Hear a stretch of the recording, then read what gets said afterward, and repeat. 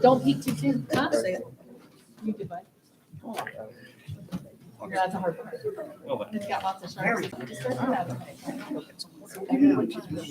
Do you want somebody to record it for you? No. Why? That'd be so cool.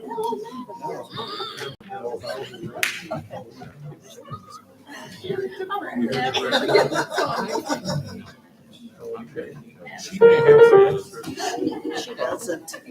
Carrie, you have one more red folder for James? So they're missing. So some people must have them at home in secret places. But I can copy this. Does anyone need any more? Okay. Yeah, I do. We're doing Low How Rose. James, we're doing Low How Rose now. Copy. I do have that. You have that? I have that. Oh. I think I have that. No, I'm good, thank you. Okay, I'm gonna give these back. Carrie, do you need I think I've seen. I do. Beth, do you need? I'm going. Okay. Yes. So give these back.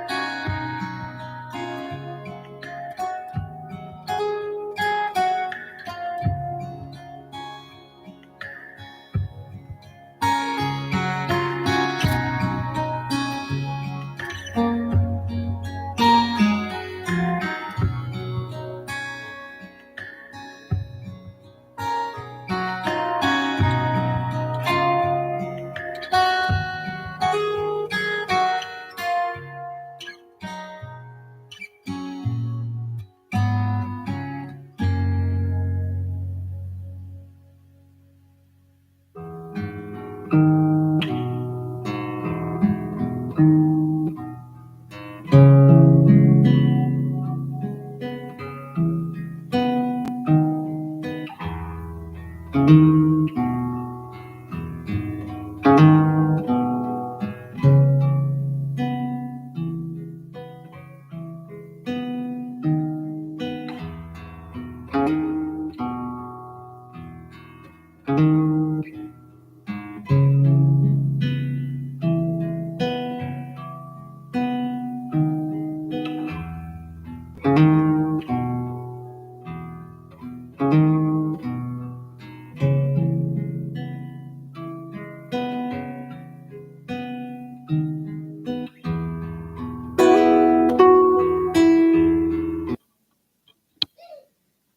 morning. My name is Jill Thompson, and I am your worship associate today. Welcome to those of you who are here with us in person and at the Unitarian Universalist Church of Roanoke. We extend a special welcome if you're joining us for the first time. Please join us for coffee and social time in the fellowship hall after the service. We also say welcome to those joining us on YouTube. If you have joys or concerns in the next 15 minutes and you would like to share them, please write them in the chat so they can be shared during Lifelines. Our minister is the Reverend Walter LaFleur, and the service this morning is More Peace Somewhere. Our words of welcome: whoever you are, whomever you love, however you express your identity, whatever your situation in life, whatever your experience of the holy, as you come seeking love, your presence here is a gift. Whether you are filled with sadness, overflowing with joy, needing to be alone with yourselves, or eager to engage with others, all who welcome all are welcome here.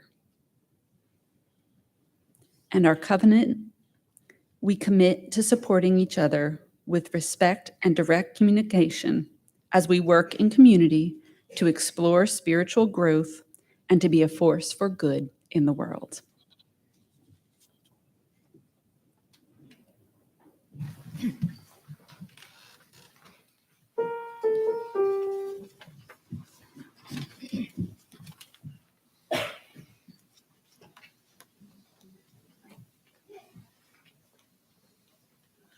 All around the bells, sweet silver bells, all seem to say, throw cares away. Christmas is here, brings people cheer to young and old, big and small. Ding dong, that is our song. Big jubilee, ring caroling, all seem to hear words of good cheer from everywhere, filling the air. Oh, how they come, raising a song, oh, Hillerdale, telling the tale. Hail and they ring, while people sing songs of good cheer. Christmas is here, merry, merry, merry, merry Christmas. Merry, merry, merry, merry Christmas. All among the men, all without end, their joyful tune to every home. Hark the bells, sweet silver bells, all seem to say, throw cares away. Christmas is here, ringing good cheer to young and old, meek and the bold. Ding dong, that is our song. The joyful ring, all caroling. One seems to hear words of good cheer from everywhere, filling the air. Oh, how they come, raising the song. Lord, who the tale, telling the tale. Hailing the ring, while people sing songs of good cheer. Christmas is here. Merry, merry, merry, merry Christmas. Merry, merry, merry, merry Christmas. All on the sand, all without end, their joyful tone to every home. All on the sand, all without end, their joyful tone to every home. Ding dong, ding dong.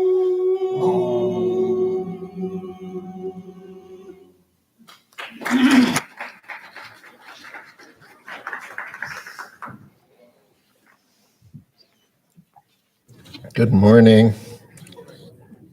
Before we get to the body of the service this morning, I want to make an announcement, and that is that the spammers have become quite good and quite creative.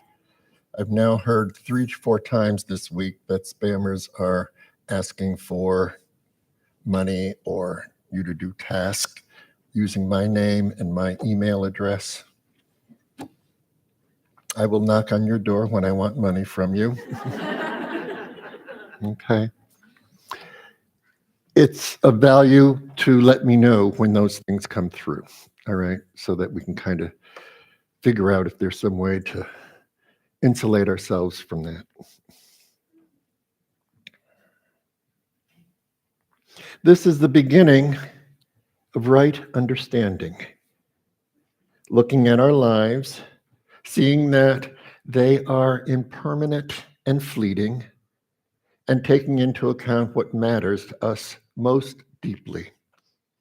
Right understanding asks us to touch what we really value inside, to find what we really care about, and to use that as the basis of our spiritual practices. When we see that things are not quite right in the world and in ourselves, we also become aware of another possibility, of the potential for us to open to greater loving kindness and a deep intuitive wisdom. Those words come from a book titled Heart of Wisdom by Goldstein and Cornfield. Our chalice lighting words this morning: may your days be cheery and bright, but if not, love life, live life as if you are the sun, and make a difference in this world of ours. This morning, I want to introduce you to a piece of the UU world beyond congregational life. As many of you know, Anna Tulua has ventured onto the path of ordained ministry. The term covenant is foundational to who we are as Unitarian Universalists. Member congregation covenant to affirm and promote our 7 principles.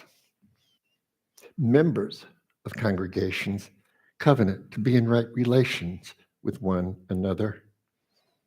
So too, ministers and those seeking ministry have covenanted relationships as well with each other. Reverend Kirk and I spent a fair amount of time getting to know each other when I first arrived, and he and I developed a covenant. This morning, we want to make known that Anna and I have entered into a covenanted relationship as well. Come talk to us about this.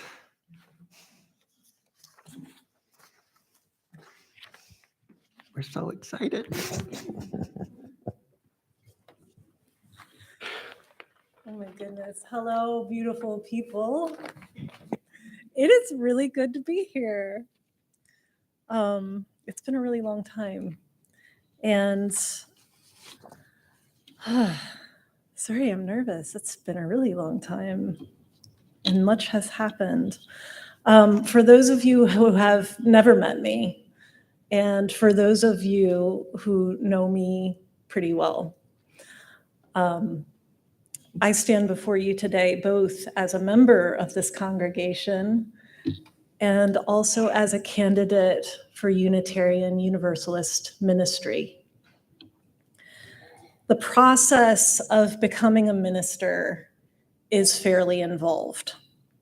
First, one must be sponsored by a congregation, which you as a congregation did for me a couple years ago, saying not that you thought I was ready to be a minister, but that you believed I had what was needed to possibly become and grow into being a minister. As an aspirant, I took a career assessment, which is a lengthy process, to better understand my strengths and my growing edges. I entered the Master of Divinity program at Meadville Lombard Theological School in Chicago, which is a UU seminary. I have completed a unit of clinical pastoral education, or CPE, working at Good Samaritan Hospice here in Roanoke. And having now entered candidate status with the UUA, I am in my second year of seminary and my first year of a ministerial internship at the UUC in Blacksburg. In about a year, it is my hope that I will be in my final year of my internship and of seminary, that I will have completed the requirements and submitted my competencies and will be sitting with the Ministerial Fellowshipping Committee to interview. If, as a result of that interview, I am affirmed in preliminary fellowship as a UU minister, I will then be able to be ordained and to go into search for a congregation to serve. So I'm about halfway through this process now. Now, throughout this whole process, Reverend Walter has been a constant and beloved touchstone for me. You first got to know me as a layperson and a member of the congregation. And despite coming into this congregation, newly called minister, in the middle of a pandemic, and trying to get to know people when you aren't gathering in person by and large, and when you are, everyone is masked, is a real challenge. Yeah. But Rev Walter made time for me, and he agreed to mentor me through my first year of seminary as part of my grounding studies.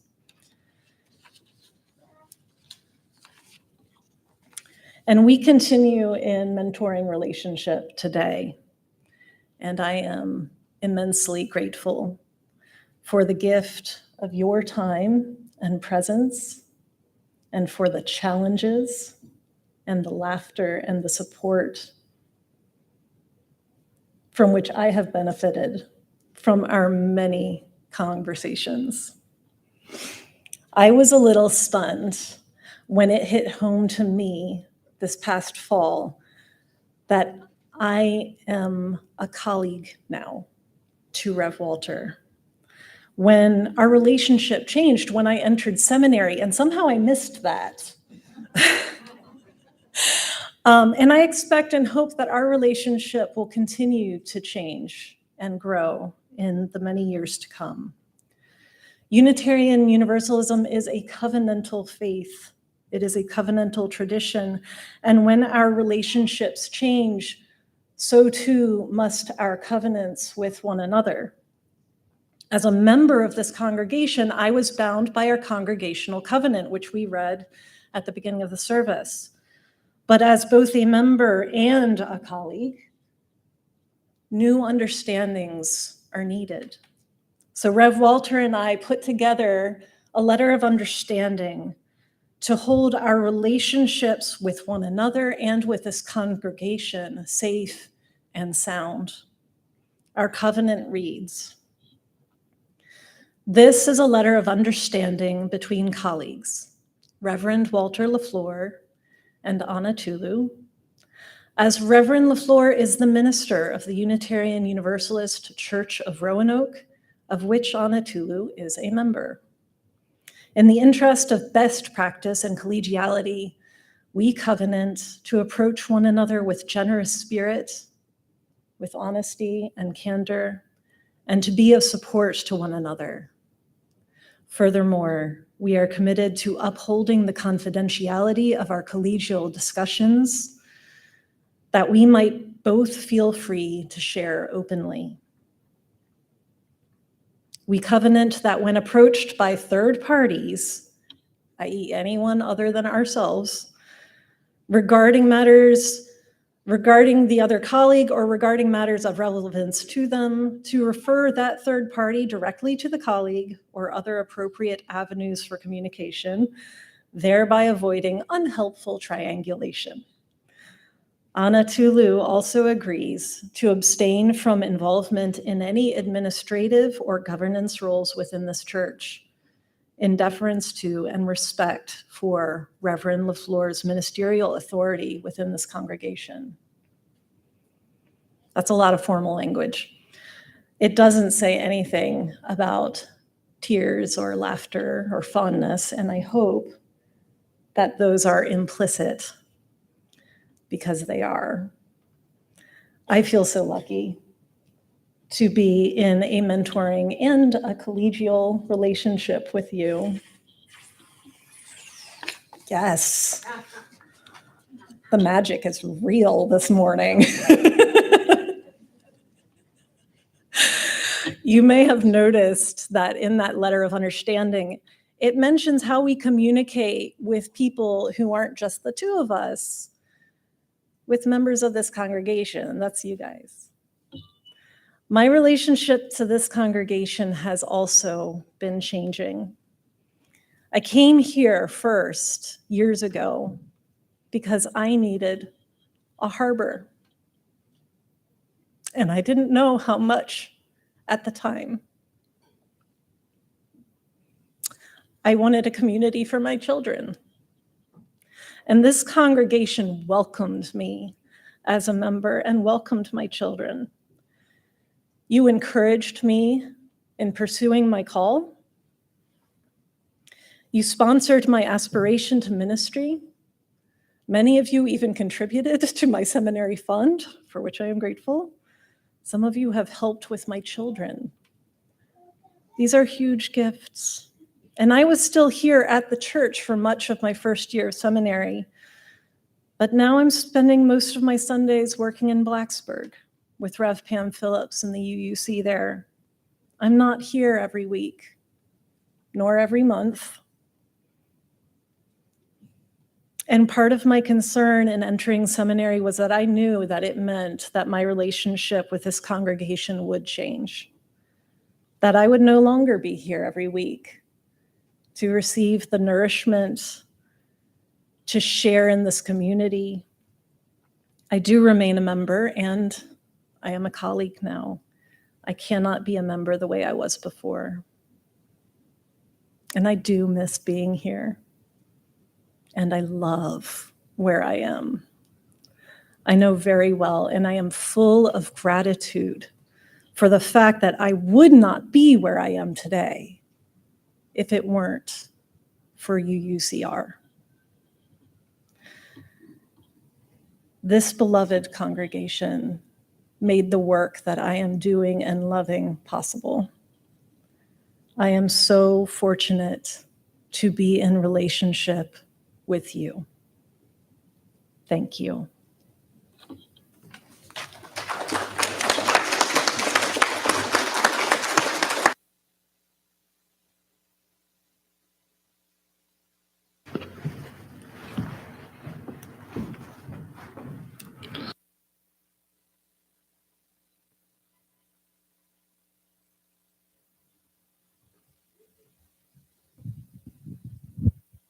All right, young folks, y'all come on up. You might have heard the Joy Machine warming up.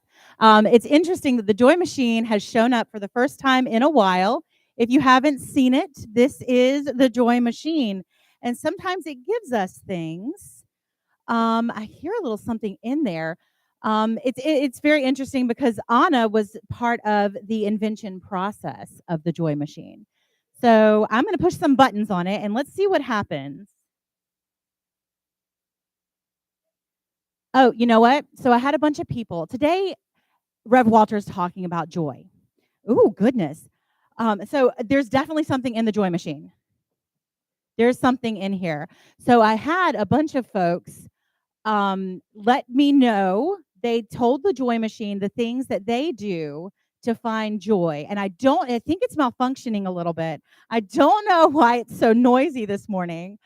But I think, who wants to reach in there and see what comes out? Come on up. It's probably just pull out one little thing.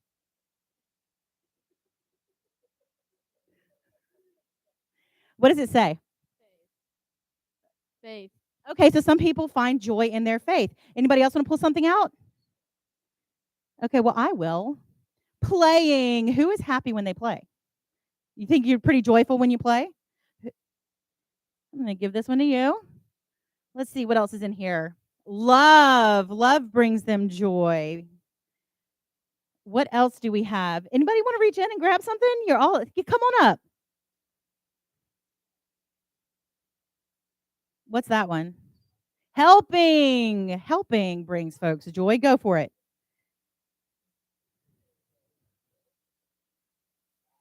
Music. Music brings folks joy. And you know what? We have a joy who brings us music. She's right over there. What else is in here? I've got 3 more. Who wants to figure them out? Go for it. What's that one? Writing. We have a bunch of people here who might find joy in writing.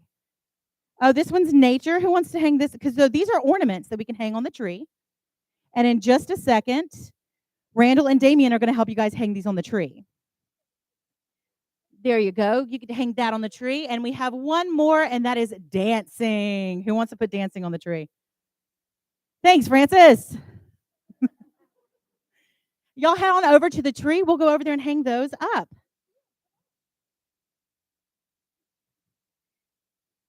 And you know what brings me joy this time of year? That is decorating the tree with all the little ornaments I made.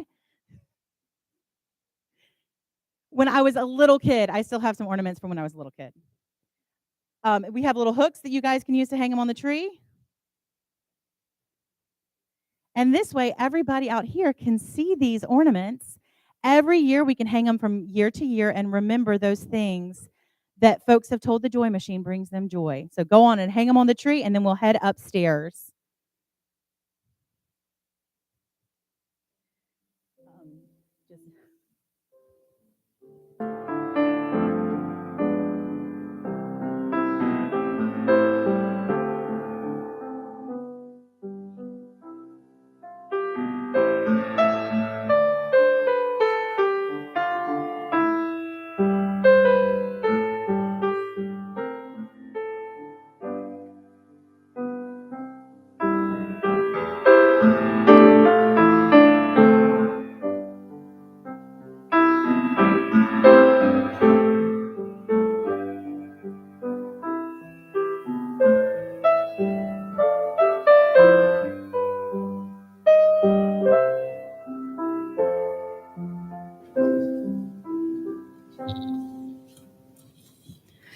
We have a 2-part reading today, and the first part comes from the December blog called Source Message. You know what puts you in a position of empowerment? Being at ease with the uncontrollable aspects of your life. Because a big part of your focus is no longer spent worrying about what comes next, and instead applying that energy towards the things that are within your control. If the universe had been designed to be under your guidance, you'd be constantly overwhelmed, which is why it isn't. So stop assuming that everything is your responsibility. It's not. Just focus on your level of consciousness, your truth, your happiness, your peace, and watch how all the other cards fall into alignment with the spirit of your highest good. The second part is from A Brave and Startling Truth by Maya Angelou, presented at the UN in 1995.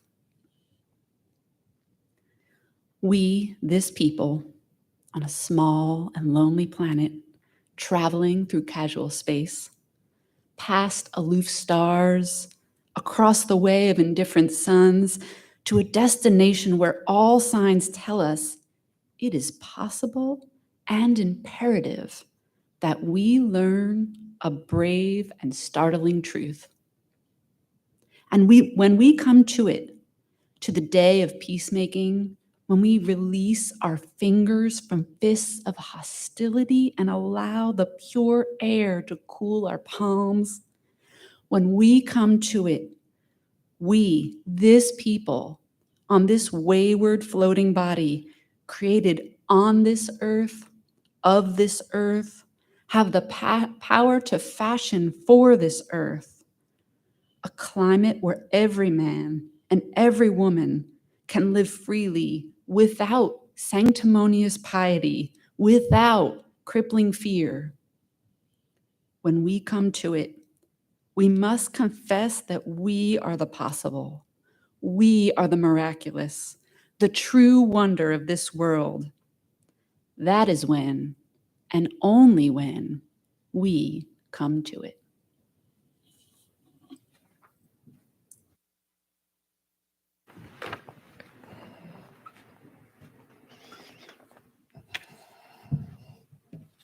I want to come back to our opening words this morning. This is the beginning of right understanding, looking at our lives, seeing that they are impermanent and fleeting, and taking into account what matters to us deeply. Right understanding. Ask us to touch what we really value inside, to find what we really care about, and to use that as the basis of our spiritual practices.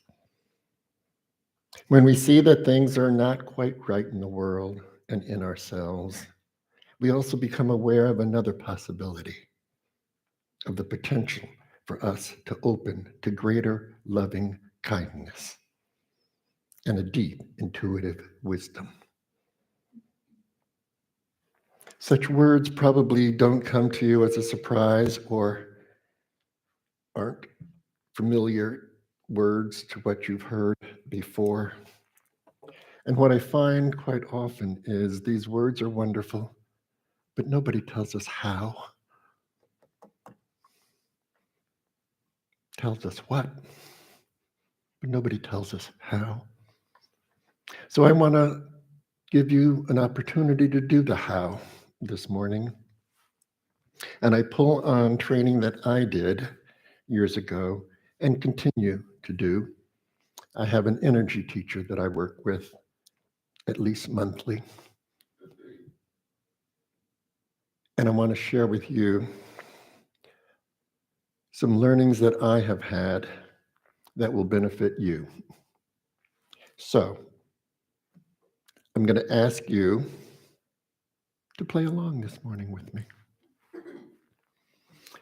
Feel yourself sitting in your chair.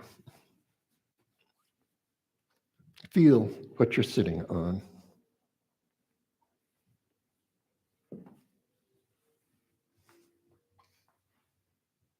Allow yourself to rest into being supported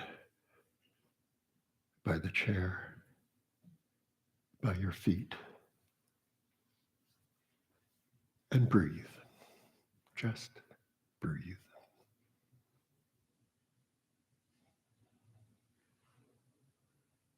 This is not work that's done intellectually in your head. This is body-driven work. Feel what you're sitting on. Rest into what you're sitting on. Feel your feet on the floor. And breathe. Just be. I want you to bring your attention to being supported. Bring your attention to your bottom being supported by the chair. Bring your attention to the floor supporting you. And just breathe. It's not work to think. This is about being. Just be where you are, as you are. Feel yourself supported by the universe, by the chair you're sitting on. Feel your feet on the floor.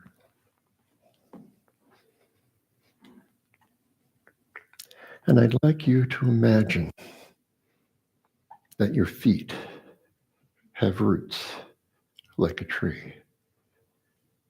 And allow those roots, the bottom of your feet, to go down into the earth. Just allow it. Imagine the bottom of your feet having roots to tether you to the earth. And breathe. And breathe. Listen to the quiet in the room, because this work is allowing us to quiet ourselves, to quiet our minds. That will take us in so many different directions, and our minds giving us answers to questions we didn't ask, telling us how it's supposed to be, how it's not supposed to be. But being grounded allows us to settle into what is as it is.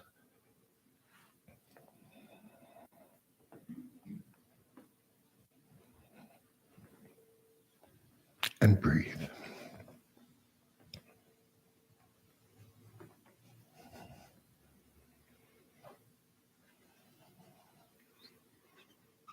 I want you to notice how much space there is between the front of your chest and your back. Just notice. Front to back.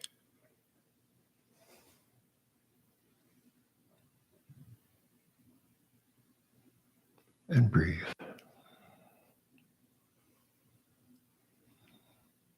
It's important that we learn to navigate the world not by our mental energy, but by the deep sense of self that is always, always, always with us,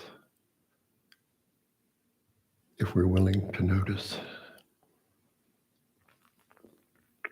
I'm giving you an opportunity to notice the deep sense of self. Notice the depth of your chest from the front of your chest to your back. Just notice how much space there is. Front to back. Notice how much space there is from your shoulders to your waist, top to bottom. And rest into yourselves and breathe.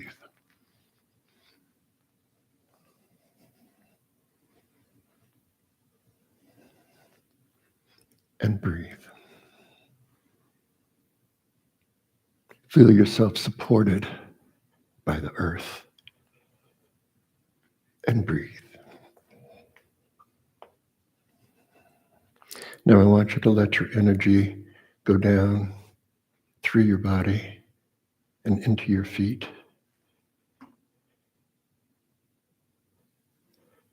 Just allow it. This is not thinking work. This is body work.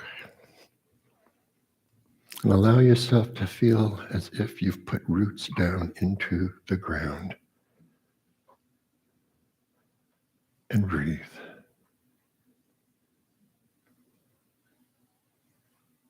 Notice the stability.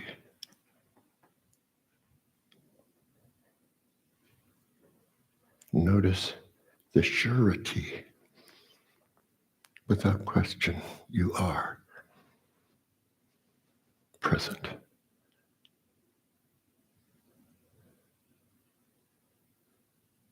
And notice the mind is not chattering.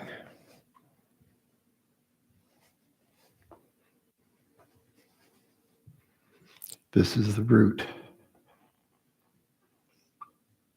to finding inner peace. This is the route to true self,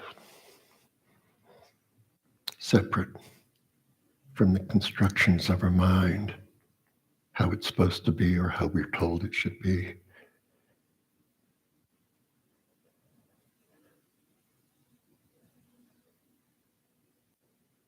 This is the route to accessing joy, true sense of self,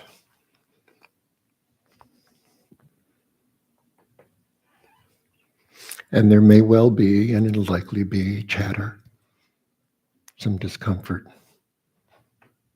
Let it be. Let it rest into your body. Feel yourself sitting and supported. Feel your feet on the ground. This is the route to accessing true self, which is not the same as your ego sense of self. It's not the same as what we've been told we should be, how we should be. And then we chase after the image we've been given, the instructions we've been given, and judge ourselves. There's no judgment when you sit with yourself, tethered to yourself, supported by the earth.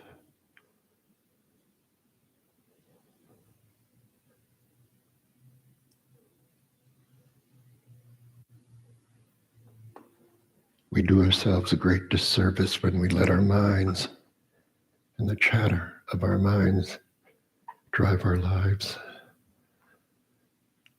That's where should lives. But when we're grounded and tethered to ourselves and to the earth, we open space to find our true selves.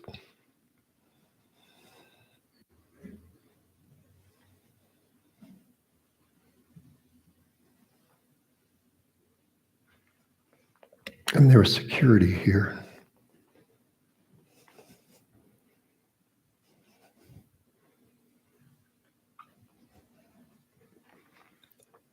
And it's important to simply let be what is, because there's judgment inside, there's experiences inside, there's fear inside, all of it. All of what experience being human. Let it be. Let it be.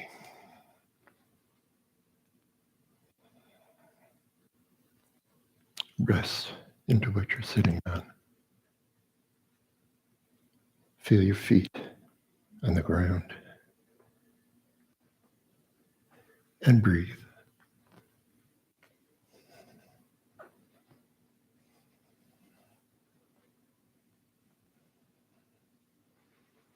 And the irony is, when life is most tumultuous, it's the time we least remember to do this work.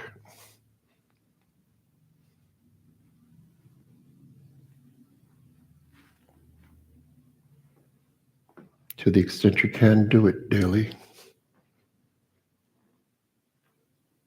You can do it in your office. You can do it at the park. You can do it while you're standing. You can do it while you're having a meal.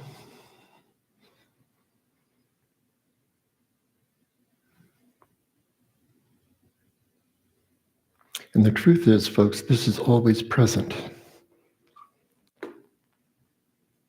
When we don't let our minds be in the driver's seat.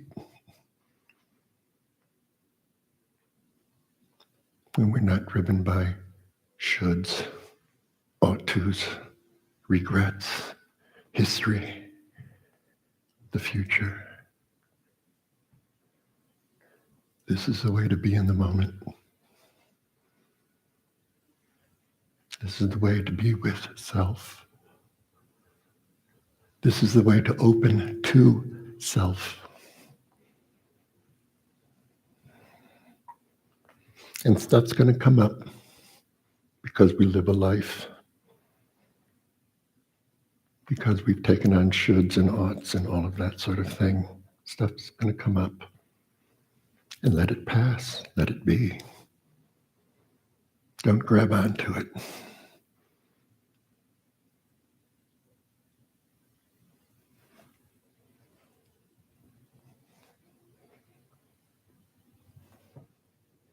And I think the hardest part is to remember to do this.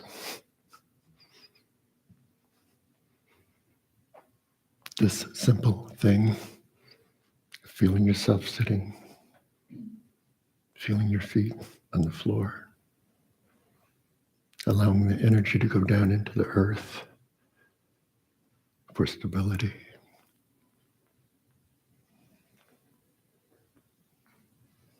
I encourage you to practice this on a regular basis because this is the route to the experience of true self.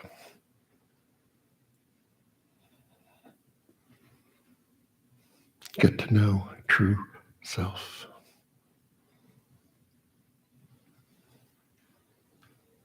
And live the life that is yours to live,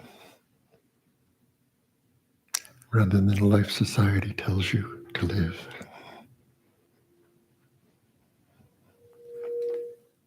And breathe. And breathe.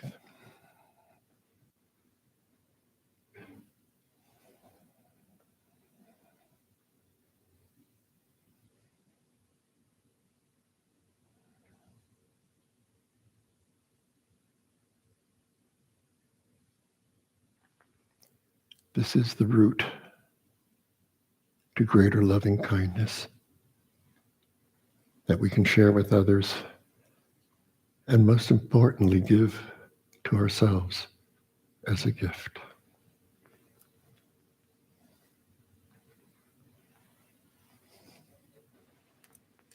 And come back into the room when you're ready.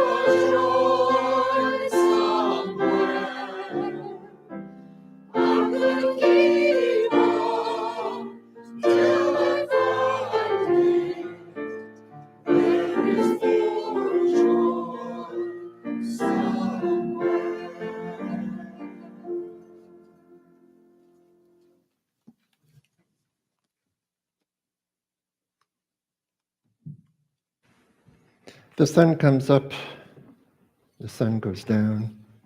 Every day, guaranteed. Sundays come and Sundays go. And each week, we take up a collection to feed the needs of this church. An offering will be gratefully received.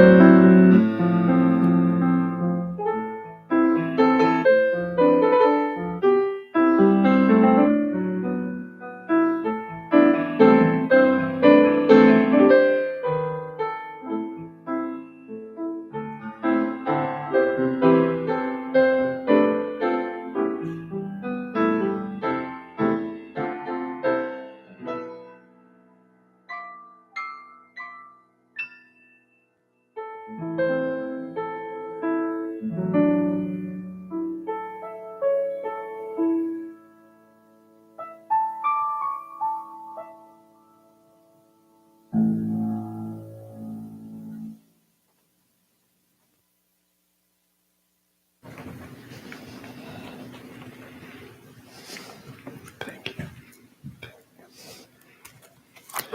So good to see you. So good to be here with all of you. Thank you for your gifts.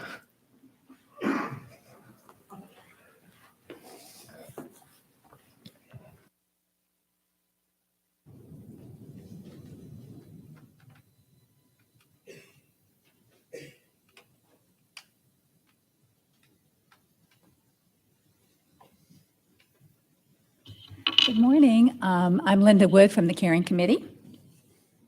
And one of the things that our committee covenants to do with this congregation is to gather and share any items that you want to share with everybody, things that are going on in your life that are good or bad, or you need help with, or you just want everybody to know about. So if you have something that fills that bill and want to share, you can either call somebody on the Caring Committee or contact our chairman, Sally Garber, speak to our new administrative assistant, Susan, or write it in the Lifelines book, which is on the altar before church. Let us enter into a time of reverence and quiet together. There is nothing to report today that I know of, nothing in the book, nothing that was emailed to me. So, but this room is filled with joys and concerns, things that we all have in our hearts. So let's participate in one of our most important rituals, and Reverend Walter and I will be on either side of the altar if you'd like to come up and light a candle for something that's on your heart today. Please use both sides of the altar.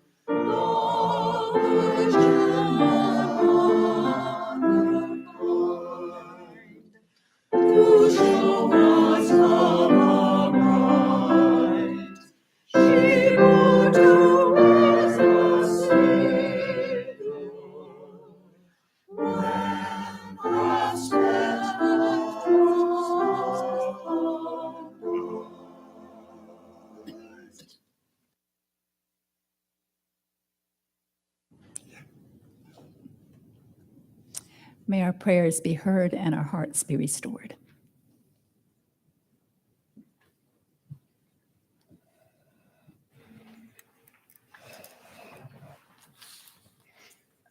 I share a prayer with you this morning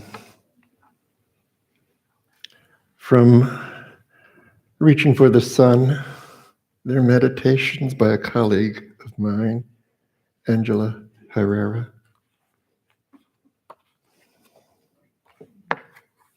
Beneath the hustle and bustle. Beneath the hustle and bustle, beneath the stream of thoughts that clamor and chatters over the landscape of our interior world, beneath our habits of momentum and stirring, there is a stillness, deep and peaceful, the place where creation begins. Who lives there? We know her by many names: truth, love, God, wisdom. We turn our hearts toward her face, toward the mystery, and bring our prayers of awe, of longing, of hope, of exhaustion. She holds us in our grief and anger, in our disappointment, our loneliness, and our rebirth. From her viewpoint, she sees us, children of the stillness, children of love. She sees our place in the order of things, joined together in the larger story. And she invites us again and again into living, invites us into loving, invites us into being loved. May we be restored to wholeness and blessed with peace. May all those whom we encounter receive this blessing through our being in the world. Amen. And Ashe.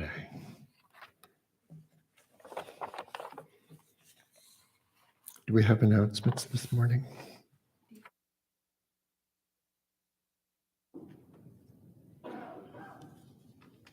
We have 3 announcements this morning. The first is that the 8th Principal Lunch and Discussion Meeting that was scheduled for today, December 11th, has been postponed due to new developments from the UUA. There is a proposal at the national level to significantly change some of the bylaws, which contain our current 7 principles. And so this changes how we will need to approach the 8th principle. As soon as the 8th Principal Task Force settles on the best way to move forward, we will be offering further meetings to the congregation. For now, stand by. From the Auction Committee, thanks to everyone who participated in the 50/50 raffle this year. The winning ticket was held by Leslie Santapaul. Congratulations, Leslie. And don't sit down. Our last announcement is coming from Walker. Come on up, Walker.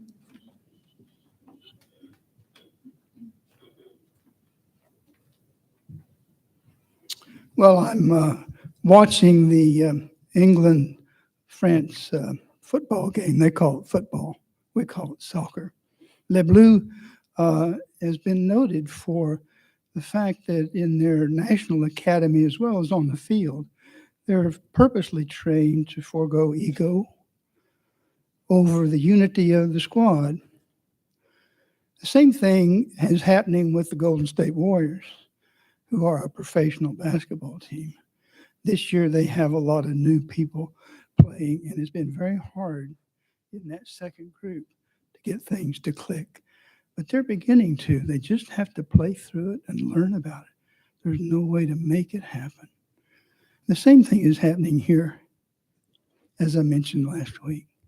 As we come and we share our cares and concerns and joys in a safe place, in a place that is special and holy to us. And now we have this opportunity as we practice our generosity with the many different charities here in Roanoke to remember UUCR at the same time. And thank you very much.